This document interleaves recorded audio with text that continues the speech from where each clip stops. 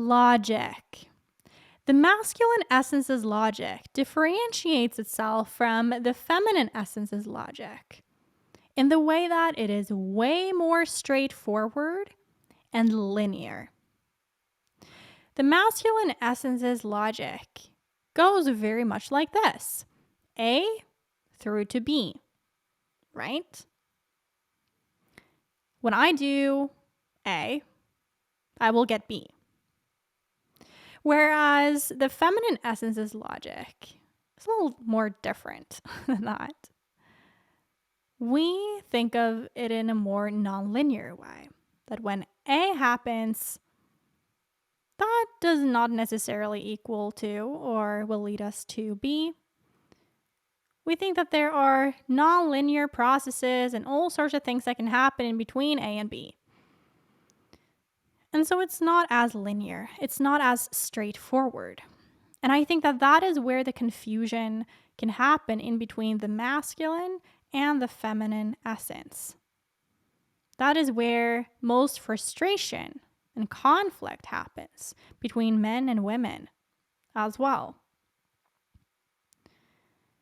Now, both men and women can have, the more straightforward, linear logic and have the more nonlinear, creative logic.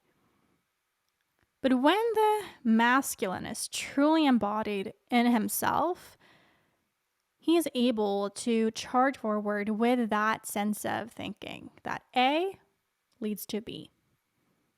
Cause and effect. This creates a sense of safety and security, not only for him, but also for the feminine. Because the feminine weighs up the pros and the cons and the this and the that and the consequences of everything, the man is pretty straightforward, right? Men tend to lean more towards the straightforward approach, is what I'm trying to say. Both ways of thinking are absolutely valid, are absolutely helpful to have. But again, it creates that sense of safety and security to think more simply, especially when men are around women. And women can pick up on whether a man has a very conflicted way of thinking and a way of engaging with logic or not, right? Now, when can logic be destructive? Logic can be destructive when it is taken to the degree where it becomes overthinking, much like intellectuality, actually. Logic and intellectuality can often go hand in hand. And so logic and intellectuality is all good. But when it develops to overthinking, overly depending on logic in order to make calculated decisions and risks, you basically do not allow for your intuition to come through as much. I've come to realize that a lot of men tend to think of intuition as something that is of waste. And now I'm talking about the disembodied masculine. The disembodied masculine shames intuition as if though intuition is not valuable or it's not logical enough. It's not reasonable enough. And I see the same thing with women and the feminine essence, the distorted feminine essence, saying that this kind of logic, this kind of linear thinking, this rationale, it blocks us from our intuition. But what if logic and intuition can go hand in hand? What if these two can collaborate and support each other? What if that creates a crystalline way of thinking You see, you can think logically in a straightforward manner. A causes B, right? Cause and effect. You can think that way.